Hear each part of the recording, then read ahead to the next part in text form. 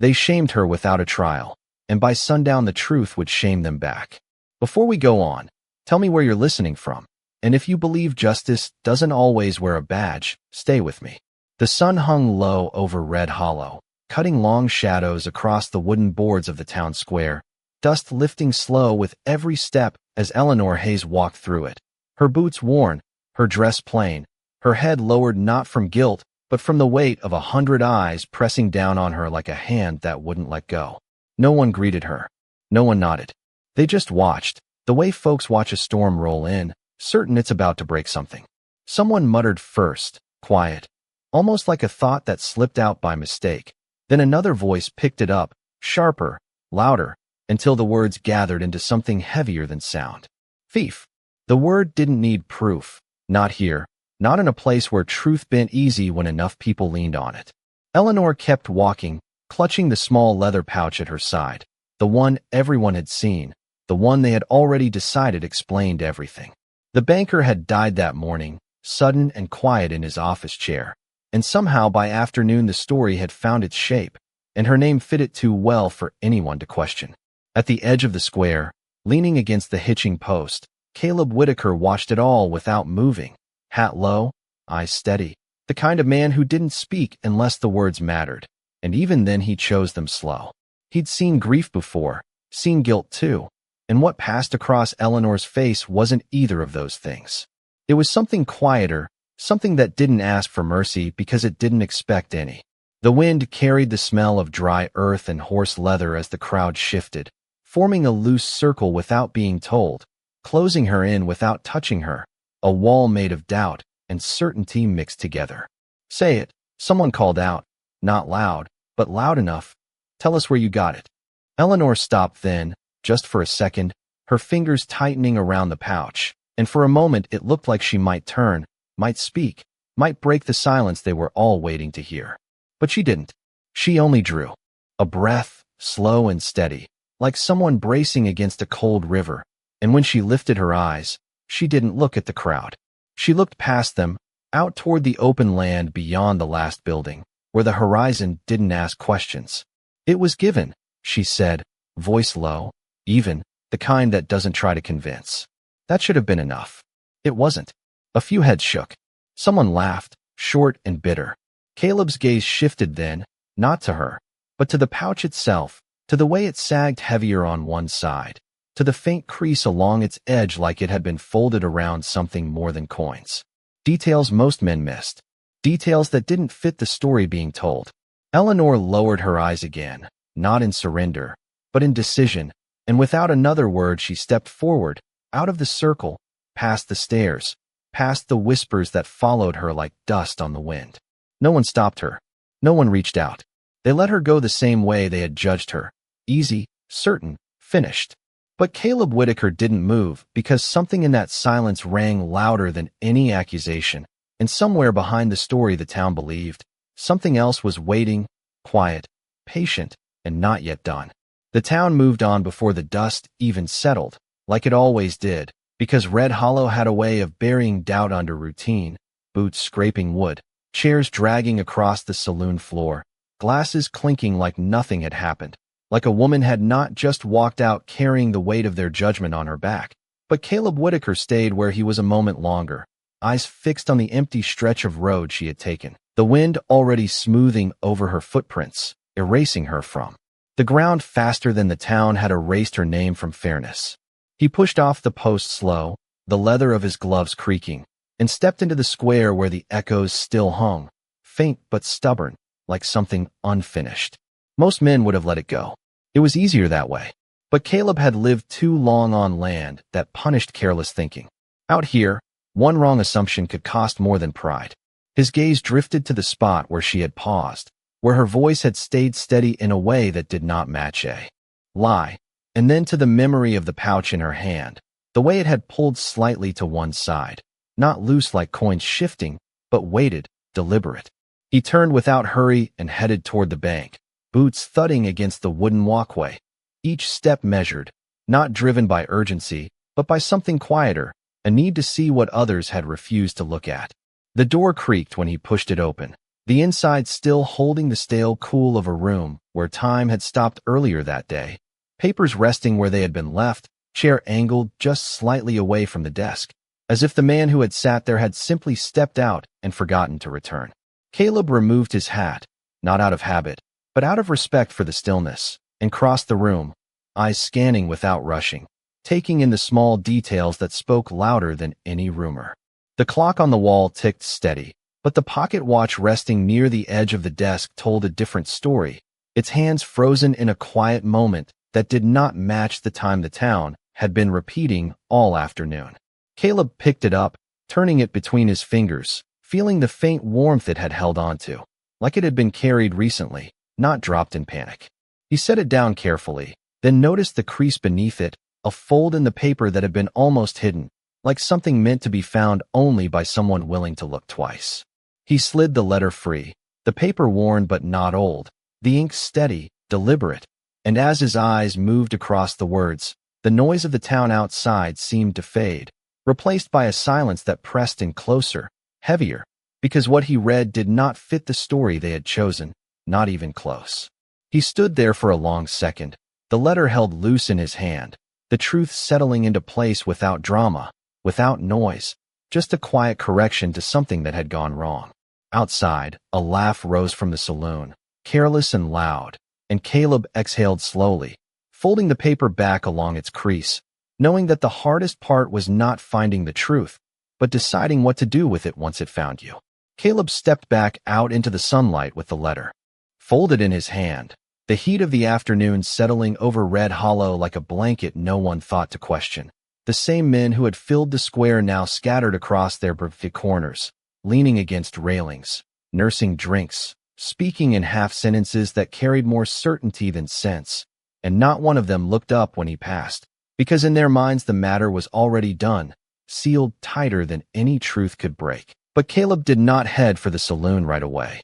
He paused at the edge of the street, eyes tracing the line where Eleanor had disappeared, the horizon stretching wide and indifferent, and for a moment he considered leaving it there, letting the town keep its version of things, because out here a man learned early that fixing what others believe could cost more than it was worth. But the weight of the letter in his hand said otherwise, not heavy like a burden, but steady like something that refused to be ignored. He turned then, boots carrying him toward the saloon doors, the sound inside spilling out before he even reached them, laughter, voices layered over one another, the easy confidence of people who had already chosen their side.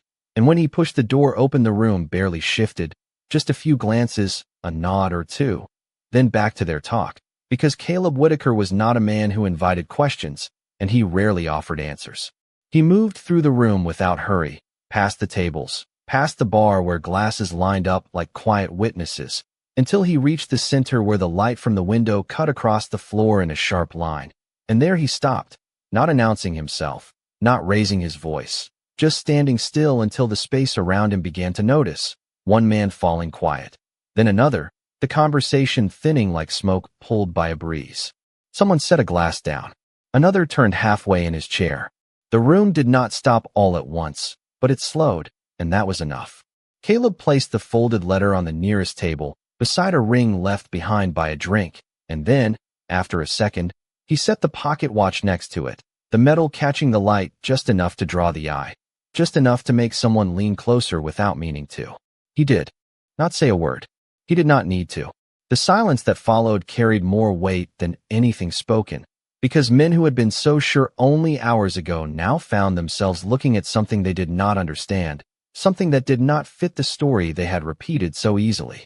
One of them reached out, hesitated, then unfolded the paper, his brow tightening as his eyes moved across the lines, the confidence in his posture shifting into something less certain, something that spread quiet and fast, passed from one face to another without a single explanation needed. Caleb remained where he was, hands resting loose at his sides, watching not the paper, but the people, the way their shoulders lowered, the way their gazes avoided one another, the way certainty slipped away without a fight, because the truth did not argue. It simply stood there and waited for men to see themselves beside it. Outside, the wind picked up, brushing dust along the street, carrying with it the faint echo of footsteps already gone, and inside the saloon, no one laughed anymore, No one spoke, because for the first time that day, Red Hollow understood that what they had done could not be taken back, only carried.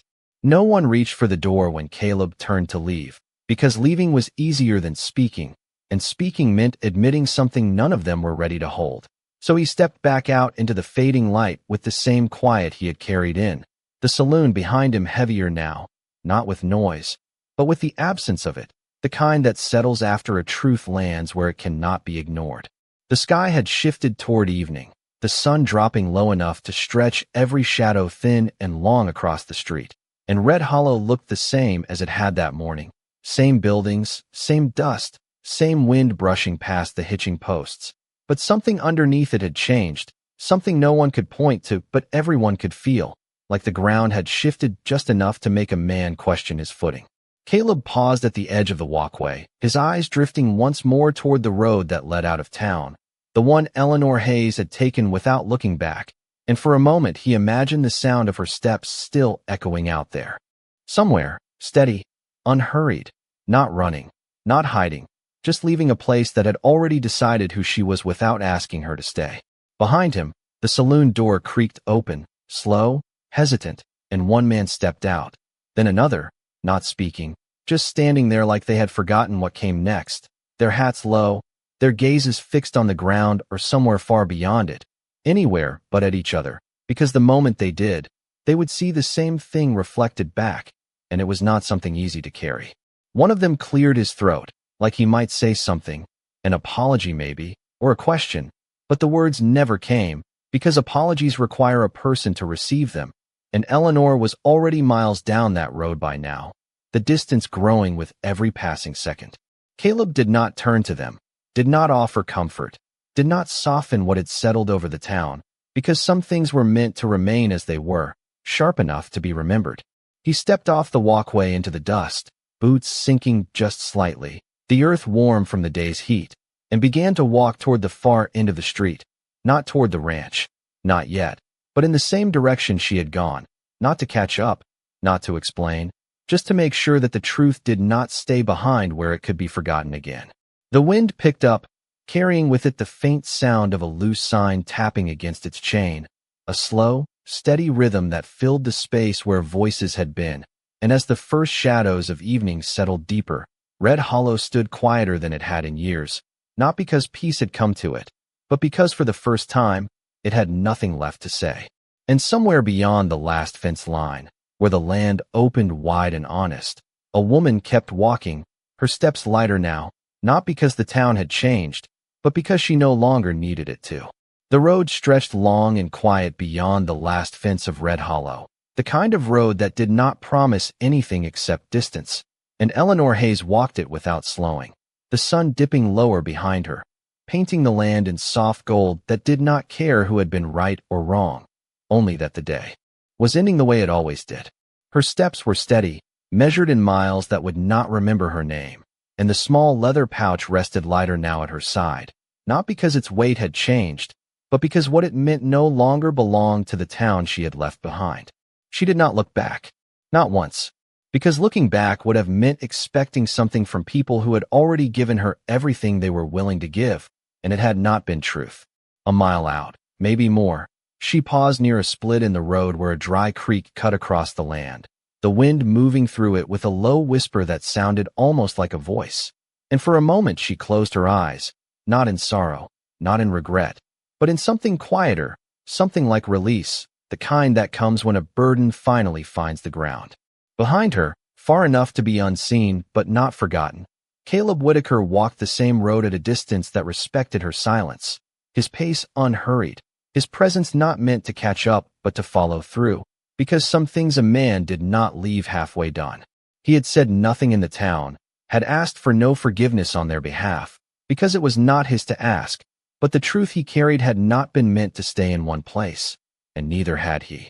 The light shifted again, shadows stretching thinner, and Eleanor opened her eyes, sensing something rather than hearing it, the faint rhythm of footsteps carried just enough by the wind to reach her without breaking the quiet. She did not turn right away.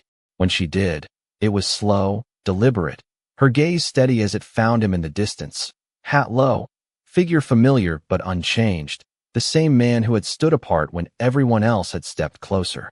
Neither of them spoke. The space between them held more than words could have, a distance filled with everything that had already happened and nothing that needed to be explained. Caleb stopped a few yards short, far enough to leave her the choice, close enough that she could see what he held in his hand, the folded letter, the truth that had come too late to stop what had been done, but not too late to be known. He did not offer it forward immediately. He simply held it there, as if waiting for her to decide whether it mattered anymore. The wind moved between them, carrying the scent of dry earth and something cleaner beyond it. And for a long second the world felt still, like it was giving space for something small and important to settle. Eleanor looked at the letter, then at Caleb, and there was no anger in her eyes, no accusation, only a quiet understanding that what had been broken could not be undone by paper or proof.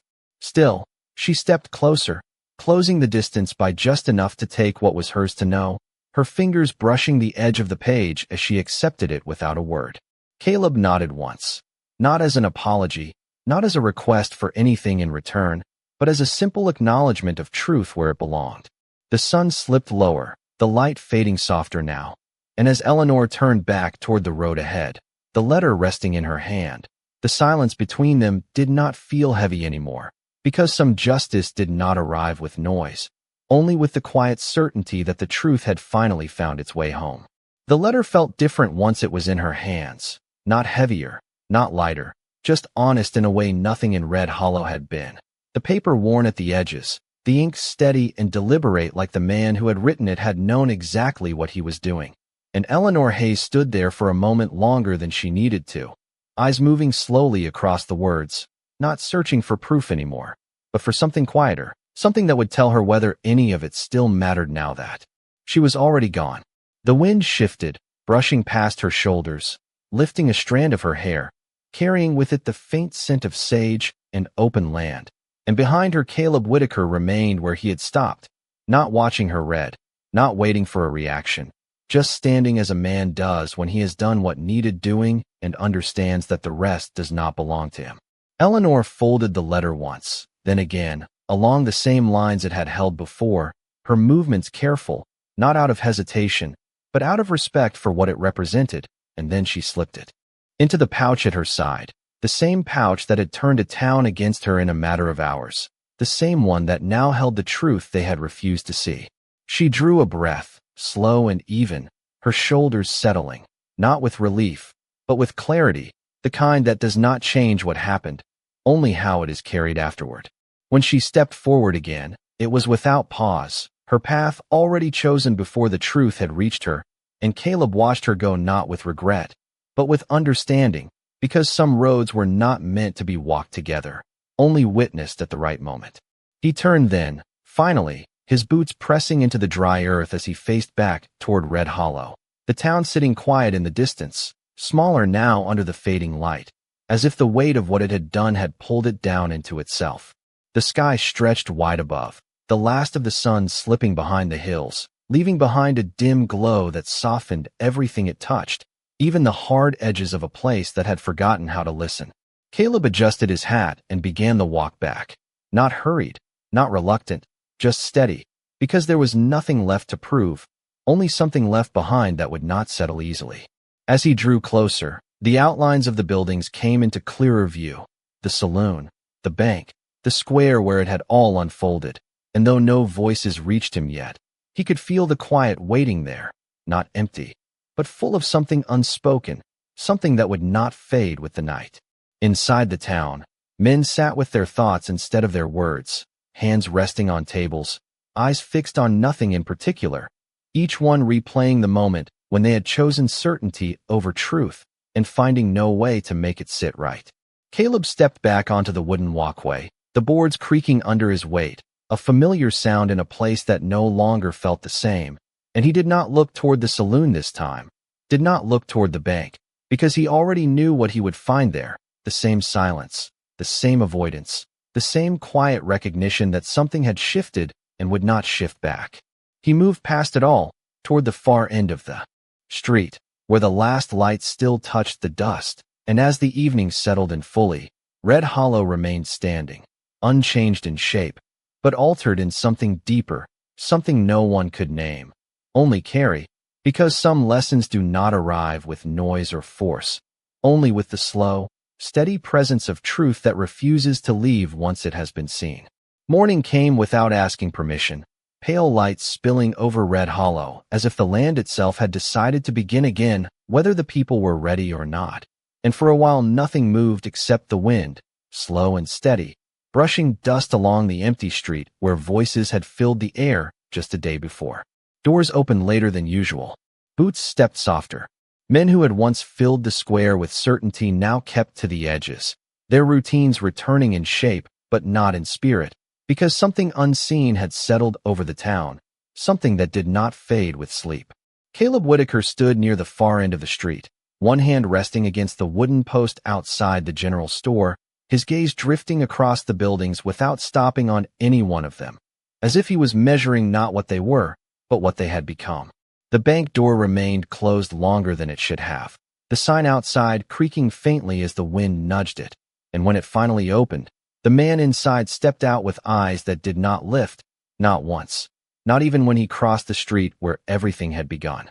No one spoke of it, not directly, but the silence carried it anyway, in the way conversations stopped short, in the way glances slid away before they could meet, in the way hands lingered too long on the edges of tables, as if holding on to something that was no longer there.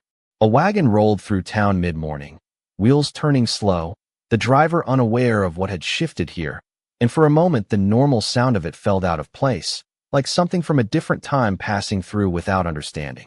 Caleb watched it go, then turned his eyes toward the road beyond, the same stretch that led out past the last fence, where Eleanor Hayes had disappeared into something wider than this place could offer. He did not expect her to return. Not today, maybe not ever.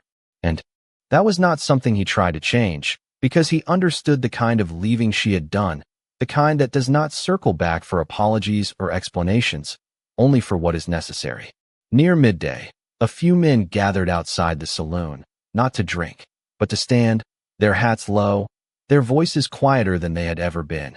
And though they spoke of weather, of cattle, of things that could be measured and counted, the words felt hollow, like they were filling space rather than meaning anything. One of them glanced toward Caleb, hesitated, then looked away, the weight of what had not been said pressing harder than anything that could be. Caleb did not move to them. He did not offer a path out of their silence. Some things a man had to carry on his own, and this town had earned the weight it now held. The sun climbed higher, burning off the last of the morning chill, and still the quiet remained, not fragile, not temporary, but settled, like it had found a place to stay. And somewhere far beyond the reach of Red Hollow, beyond the sound of its empty streets and lowered voices, a woman walked forward with the truth no longer chasing her, but walking beside her, steady and unspoken, the kind that does not need to be heard to be known. The second day carried a different kind of weight, not sharp like the first, but settled, deeper, like something had taken root beneath the boards of Red Hollow and would not be pulled free. And by late afternoon the town found itself drifting back toward the square without meaning to, drawn not by noise or need, but by the quiet space where everything had unfolded, as if standing there might offer some kind of answer that had not come yet. The sun hung lower again, casting the same long shadows, but they felt different now, stretching across men who stood with their hands at their sides instead of folded with certainty, their eyes moving over the empty space where Eleanor Hayes had once stood, each of them remembering something slightly different, a word, a glance, the way she had not raised her voice, and finding that memory harder to carry than anything spoken.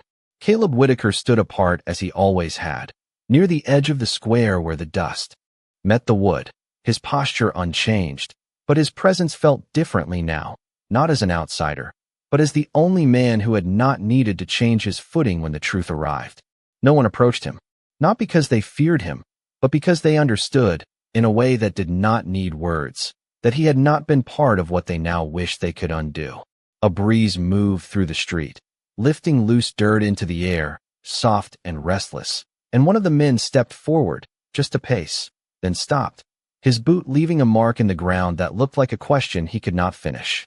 He opened his mouth slightly, then closed it again, the words finding no place to land, because there was no one left to hear them. The saloon door creaked behind them, then settled, untouched, and even the usual sounds of the town seemed to hold back, as if waiting for something none of them knew how to begin.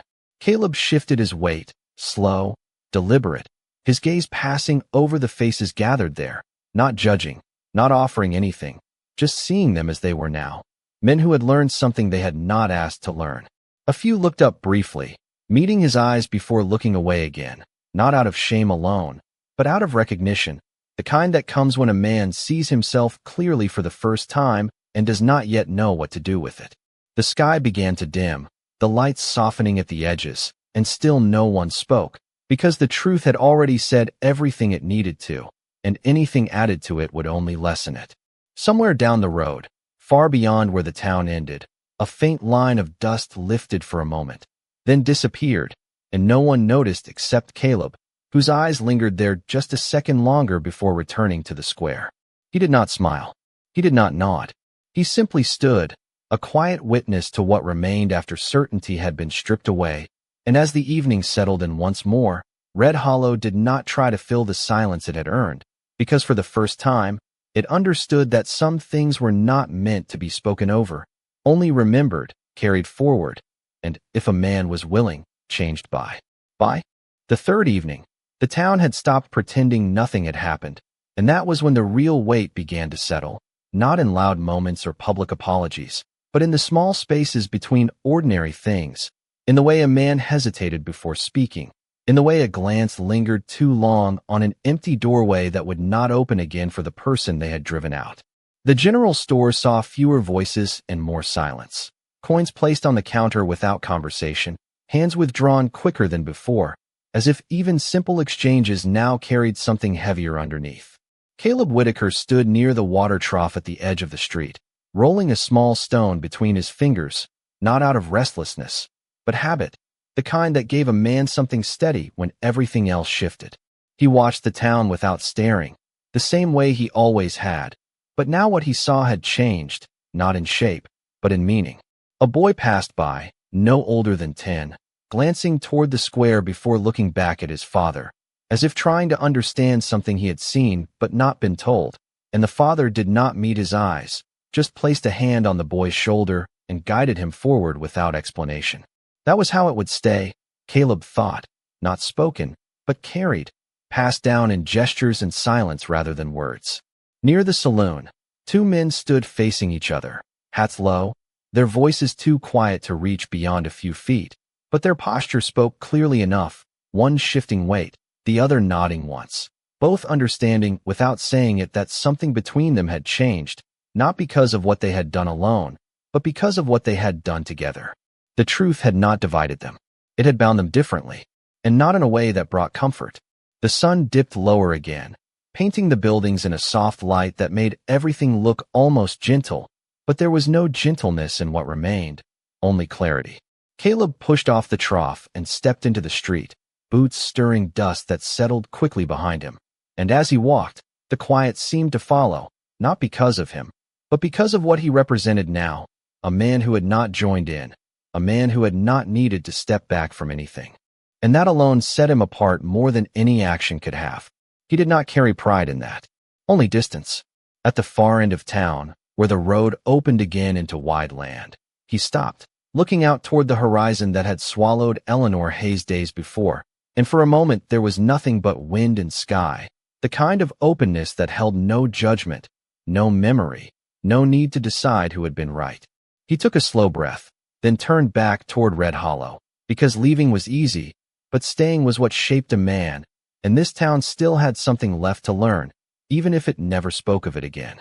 Behind him, unnoticed by most, the faintest mark of footsteps remained in the dust where people had gathered before, already fading, already blending into the road like they had always been there. And like everything else in Red Hollow, what had happened would not be erased, only worn down by time until it became part of the ground itself, something every man walked over, whether he chose to remember or not. The fourth morning came quieter than the last, not because the town had found peace, but because it had run out of ways to avoid what it now carried, and Red Hollow moved slower under the rising sun, as if each step required more thought than before, as if even the dust beneath their boots remembered what they had done. Caleb Whitaker stood outside the bank again, not leaning this time, just standing straight, his eyes tracing the edges of the building where everything had begun, the place where a man had died quietly and a story had been built loudly on top of it, a story that had seemed solid until it was not. The door creaked open behind him, and the banker's assistant stepped out, a young man with careful hands and eyes that no longer held the certainty they once had, and for a moment he paused beside Caleb, as if unsure whether to speak or simply pass by. But in the end he said nothing, just gave a small nod that meant more than words would have carried, then walked on, shoulders slightly lowered, like someone learning the weight of truth after mistaking it for something lighter. Across the street, a woman swept the front of her shop, the motion steady but distracted, her gaze drifting toward the square again and again, as if expecting something to appear there that could set things right. But nothing came, because some things, once broken, do not return in the same shape. Caleb stepped forward, boots pressing into the wood, then down into the dust, moving without urgency, not toward any destination in particular, but through the town itself, as if measuring it in a way that could not be seen, as if trying to understand what remained beneath the surface of routine. The saloon door stood open now, but the laughter that once filled it had not returned, replaced instead by low voices and long pauses, men speaking in shorter sentences, leaving more unsaid than before, because they had learned that words, once thrown, could not always be gathered back. One man looked up as Caleb passed, his eyes meeting his for a brief second before dropping away, not in fear, but in recognition, the kind that carries a question no one knows how to answer. Caleb did not slow. He moved past, out toward the edge of town again, where the road stretched wide and unclaimed, the same road Eleanor Hayes had taken without hesitation, the same road that now seemed to hold more truth than the buildings behind him. He stopped there, looking out across the land where nothing judged and nothing remembered, and for a moment the wind rose, stronger than before, carrying dust and dry grass in a low sweeping motion that erased the faint marks of yesterday's footsteps, smoothing them into the earth as if they had never been separate from it. But Caleb knew better. Erasing a mark did not erase what had made it. He turned back once more, his gaze steady, not searching, not expecting, just seeing, and as the town settled into another day under a sun that offered no answers, it carried forward not as it had been, but as something altered, shaped not by what it chose to say, but by what it could no longer deny, because out here, justice did not always arrive with force. Sometimes it arrived quiet, late, and uninvited, and once it did, it never really left. By the fifth day, the silence in Red Hollow no longer felt new. It felt permanent, like something that had always been there, but had only now been noticed, and the people moved within it carefully, as if any sudden word might break something fragile that had taken root between them. The square remained empty longer each morning, not because there was nothing to do, but because no one wanted to stand where they had once stood so easily, where judgment had come faster than thought. Caleb Whitaker walked through it again, not out of habit, but because there was nowhere else a man could go to understand what had changed, his boots pressing into the same ground that had held a different kind of weight days before, and he paused where Eleanor Hayes had stood, not marking it, not claiming it, just standing long enough to remember the stillness in her voice, the way it had not asked to be believed. A breeze moved through, lifting the dust just enough to blur the edges of his shadow, and for a moment it looked like the ground itself refused to hold anything too clearly, as if even the land understood that certainty could be dangerous when it came too quickly. Across the street, the shopkeeper who had once spoken loudest now worked in near silence, his movements slower, more deliberate, each action measured in a way that suggested he was thinking through things that had once come without effort. A customer approached, hesitated, then spoke softly, and though the words were simple, they carried a weight that had not been there before, because both men knew that even the smallest exchange now mattered in a way it had not just a week ago. Caleb turned his head slightly, watching without staring, seeing not guilt alone, but change, the kind that does not announce itself, only reveals itself over time in small, steady ways.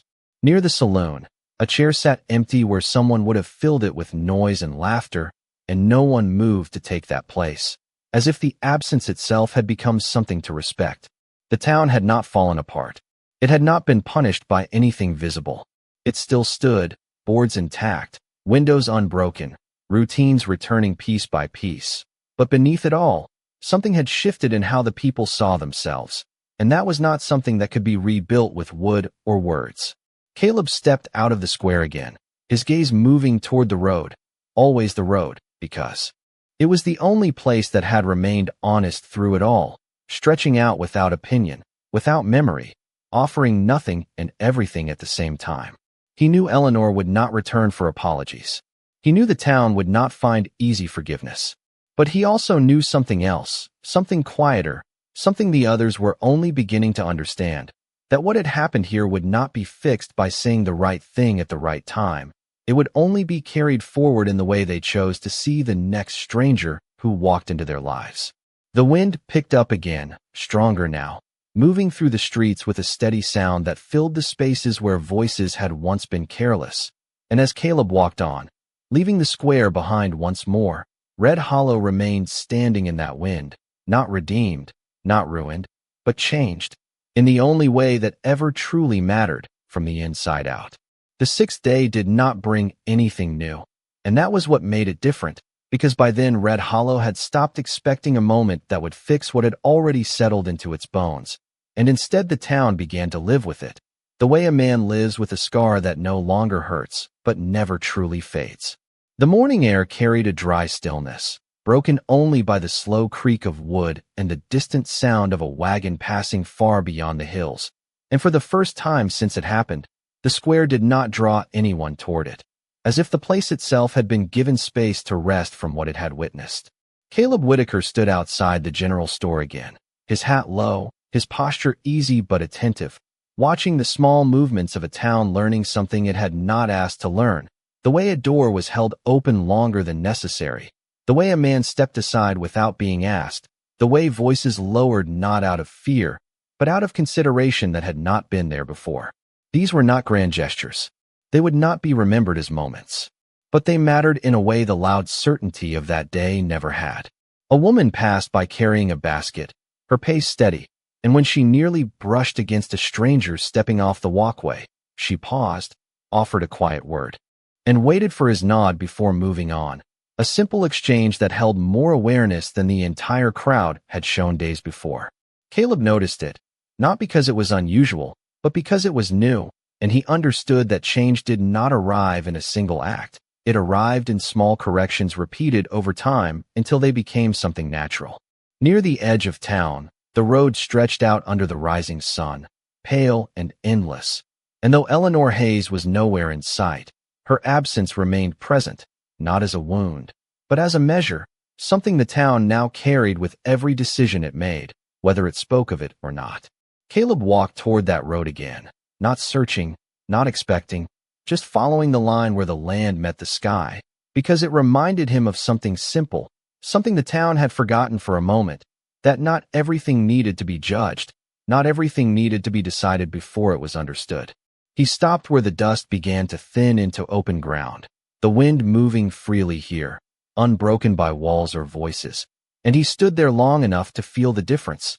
The way the world outside Red Hollow did not carry the same weight, did not hold on to what had passed, and yet, in its quiet way, still allowed a man to learn from it.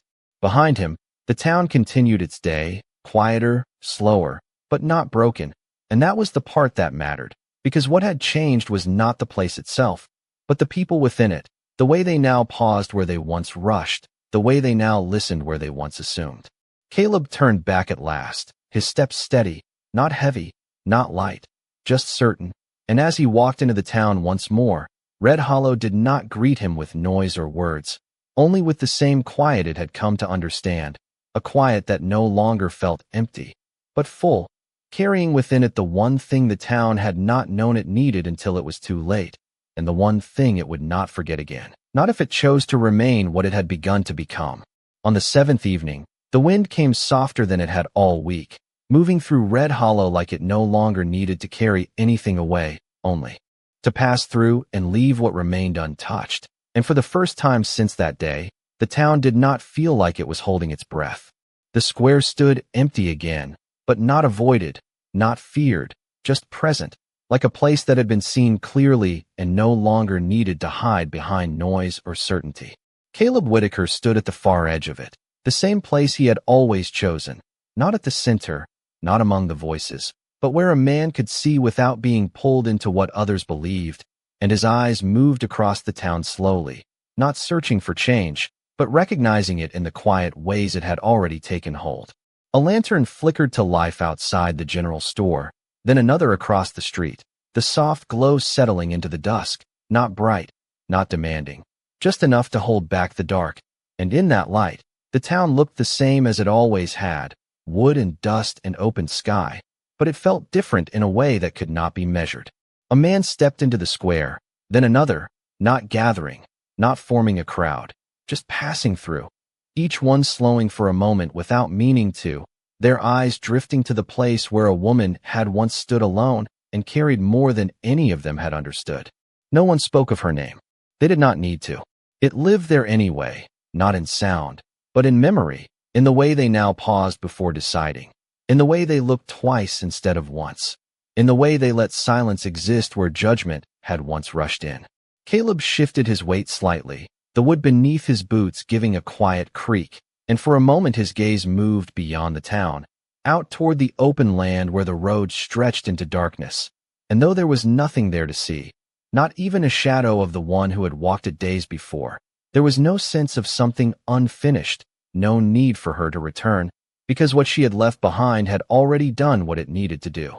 The night settled fully then, stars beginning to show one by one above the wide sky, distant and steady, and Red Hollow did not try to fill the quiet with voices or excuses, it simply stood within.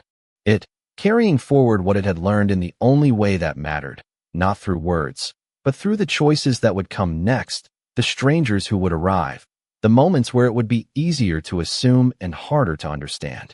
Caleb turned at last, his steps slow, unhurried, moving away from the square as the lantern light stretched his shadow long behind him.